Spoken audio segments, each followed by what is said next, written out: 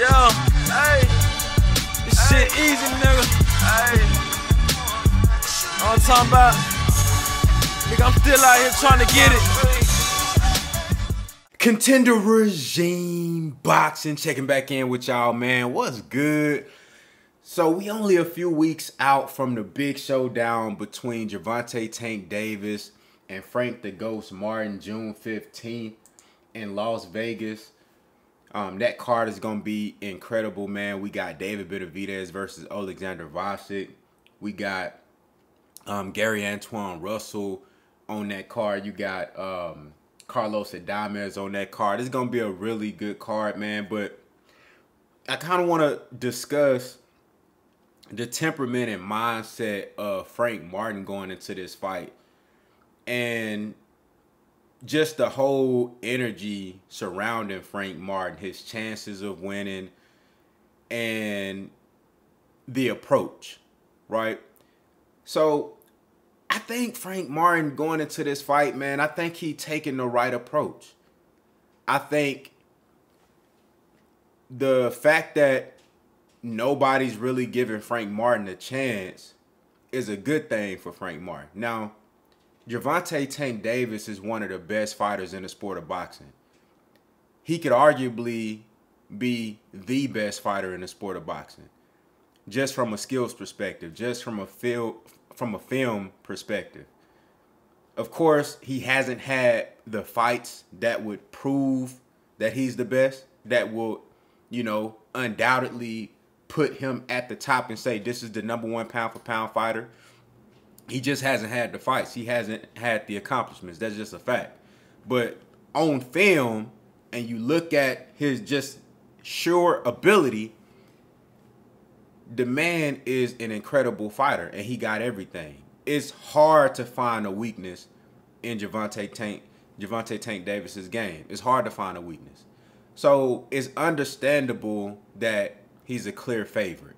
It's understandable that people are picking Frank Martin to get knocked out, because Tank Davis is, you know, what, 29-0 with 27 knockouts?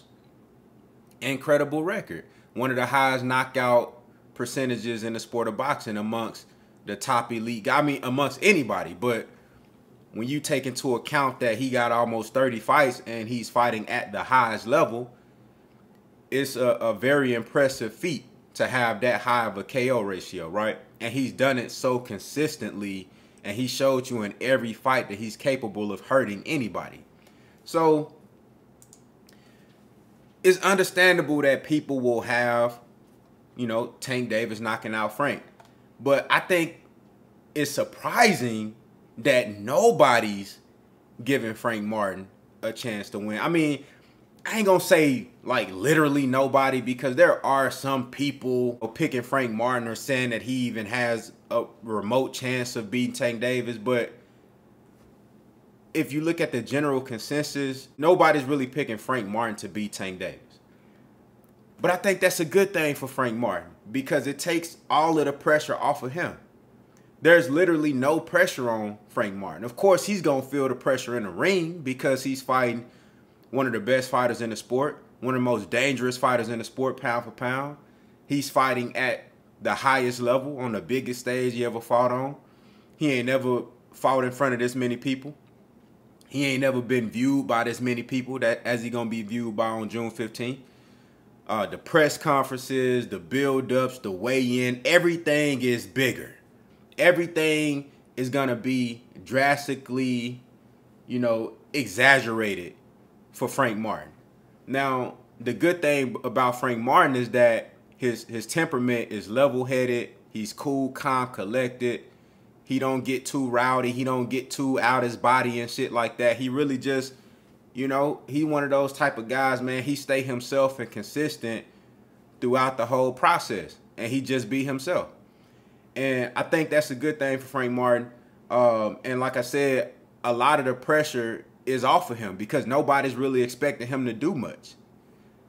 The thing is, though, Frank Martin is a very good fighter. Frank Martin is a capable fighter.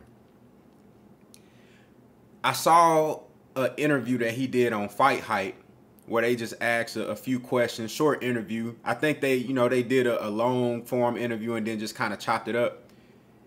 And, Frank Martin talked about how people sleeping on his IQ, how people said that it's too soon for him to take this fight, but they said the same thing about the Michelle Rivera fight. I remember that. A lot of people picked Michelle Rivera to beat Frank Martin. They said it was too soon for Frank Martin. And Michelle Rivera was undefeated, a very skilled fighter that people, had going into that fight as a favorite. And he went out there and dominated Michelle Rivera. Michelle Rivera also popped dirty in that fight too. And Frank Martin beat him. So he's fought Artem Artatuyan, a Olympic medalist, a skilled guy, another undefeated guy, the same guy that Shakur Stevenson is about to fight in July. So, this guy has been in the ring with some decent fighters. Jackson Marinez, I thought that was a good performance for him. He faced some adversity in that fight early on. And he's shown his IQ and ability throughout his performances and shown you that he can win in different ways. He has really good hand speed, good power. He has good footwork. I think his footwork is underrated. That's probably one of his best attributes. And I like his IQ. And he got a great coach behind him. I think Frank Martin is drastically underrated and overlooked going into this fight. But again, these are all good things for Frank Martin because now he don't have to worry about, people expecting him to win, or he don't have to worry about the pressures of, people expecting him to outclass a fighter or knock a fighter out. All he got to do is go out there and beat Frank Martin. You know what I'm saying? But he going to have to be the sharpest Frank Martin he's ever been. He going to have to be the sharpest Frank Martin we ever seen. I think Frank Martin going to take the approach in this fight to box, be patient, fight off of the back foot. It's going to be a chess match for Frank Martin throughout the entire fight.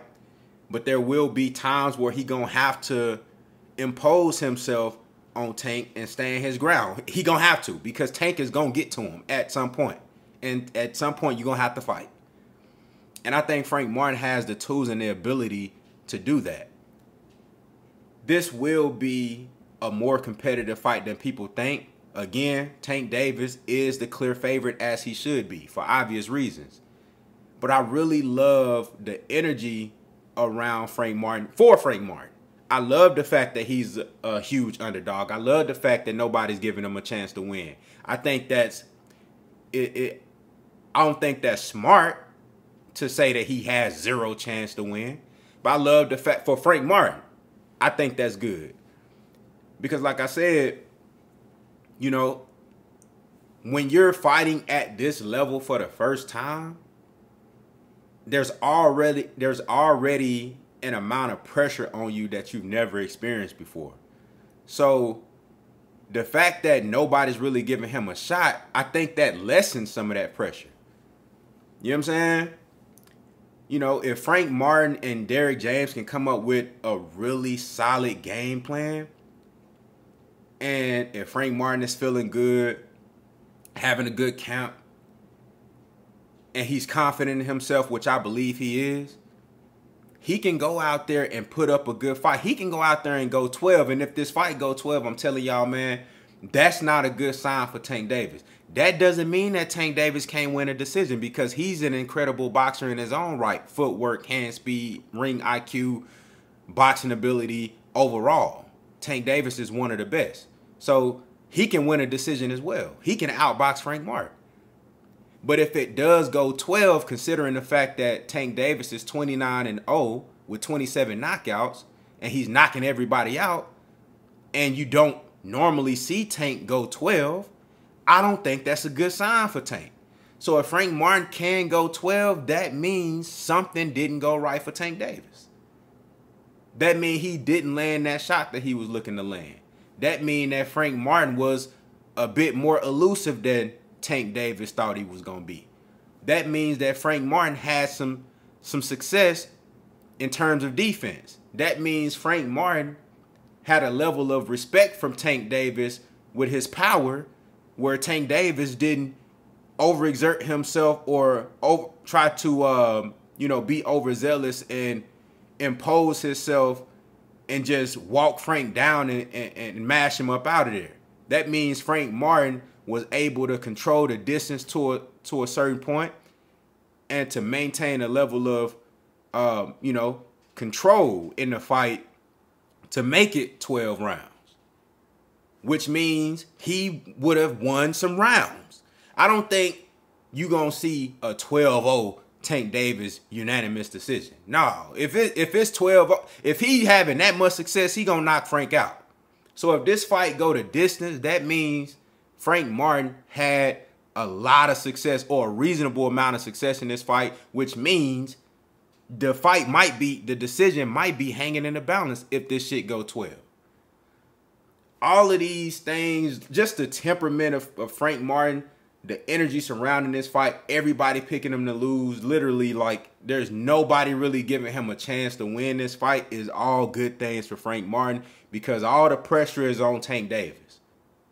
If we keeping it 100. Everybody's expecting Tank to knock out Frank. Now for Tank, it's just another day at the office.